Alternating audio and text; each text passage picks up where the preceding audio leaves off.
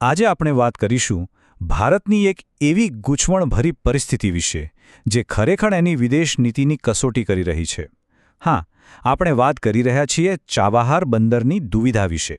સમજો કે આ એક એવી જગ્યા છે જ્યાં ભારતના મોટા સપના અને આંતરરાષ્ટ્રીય દબાણ બંને સામસામે આવીને ઊભા રહી ગયા છે.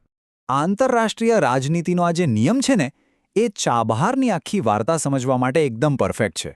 અહીંયા કોઈ કાયમી મિત્ર નથી, કોઈ કાયમી દુશ્મન પણ નથી.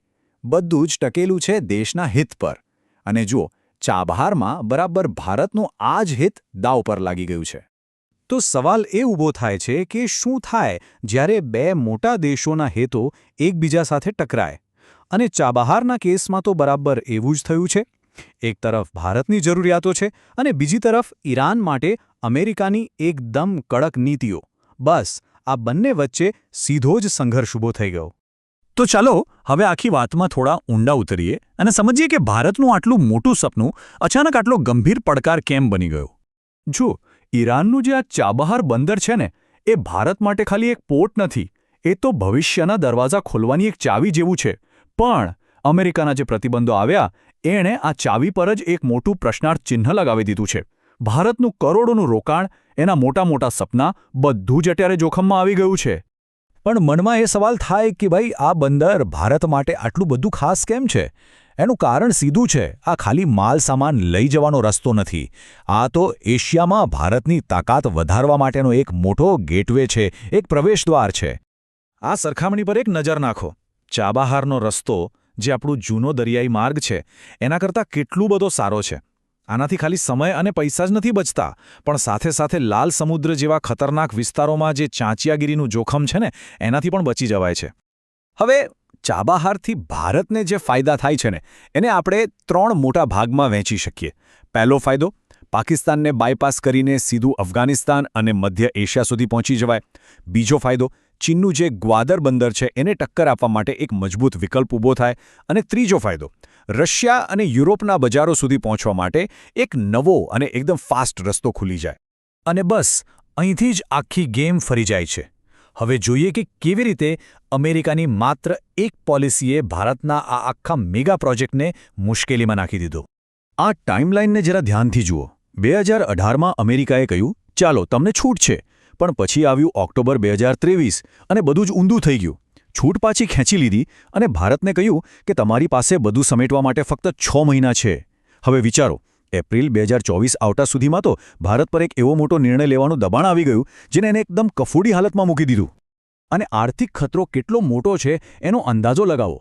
અમેરિકાએ સીધી ધમકી આપી છે કે જે પણ દેશ ઈરાન સાથે વેપાર કરશે એના પર 25% સુધીનો વધારાનો ટેરિફ લાગી શકે છે. 25%! આનો સીધો મતલબ એ થયો કે ભારતનો વેપાર ખુલ્લા જોખમમાં આવી ગયો. તો આટલા મોટા દબાણ સામે ભારતે શું કર્યું? ભારતે જે પગલાં લીધા છે ને, એના 2 તદ્દન અલગ અર્થ કાઢવામાં આવી રહ્યા છે, એકદમ એકબીજાથી વિરોધી. ચાલો જોઈએ કે એ કયા અર્થ છે.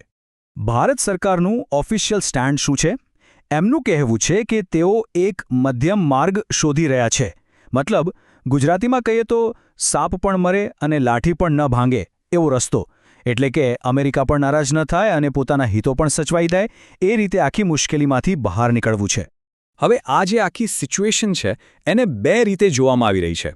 એક બાજુ ભારતે શું કર્યું? પોતાના અધિકારીઓને પોર્ટના બોર્ડમાંથી પાછા બોલાવી લીધા અને એવી વાત કરી કે પોર્ટ કોઈ સ્થાનિક ઈરાની કંપનીને સોંપી દઈએ.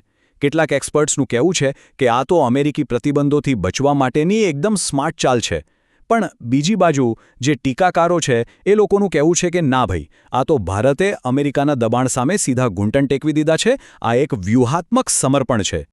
પણ આ બધાથી ઉપર સૌથી મોટો સવાલ તો એ છે કે માની લો કે જો ભારત ચાબહાર ગુમાવી દે તો શું થશે? એની અસલી કિંમત લાંબા ગાળે શું ચૂકવવી પડશે? ચલો સૌથી પહેલાં તો આર્થિક નુકસાનની જ વાત કરીએ, જે સીધું આપણી નજર સામે છે. ભારતે જે 1100 કરોડ રૂપિયાનું રોકાણ કર્યું છે એ સીધું પાણીમાં જઈ શકે છે. એટલું જ નહીં, કાપડ અને દવાઓ જેવો લગભગ $120 મિલિયન વેપાર પણ જોખમમાં છે. અને હા, ભવિષ્યમાં યુરોપ કે મધ્ય એશિયા સાથે વેપાર કરવો હોય તો એ પણ વધારે મોંઘો પડશે. પણ સાચું કહું તો પૈસા કરતાં પણ ઘણું મોટું નુકસાન તો વ્યૂહાત્મક છે. વિચારો, અફઘાનિસ્તાન અને મધ્ય એશિયા સુધી પહોંચવાનો સીધો રસ્તો જ બંધ થઈ જાય. ચીનના ગ્વાદર બંદર સામે ભારતની જે પકડ હતી એ નબળી પડી જાય. અને સૌથી મોટી ચિંતાની વાત તો એ છે કે ઈરાન મદદ માટે કદાચ ચીન અને રશિયાની વધારે નજીક જતું રહે, જે લાંબા ગાળે ભારત માટે બહુ મોટું નુકસાન સાબિત થઈ શકે છે.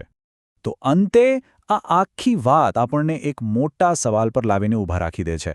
શું ભારત પોતાની વિદેશ નીતિ પોતાની શરતો પર એકદમ સ્વતંત્ર રીતે ચલાવી રહ્યું છે?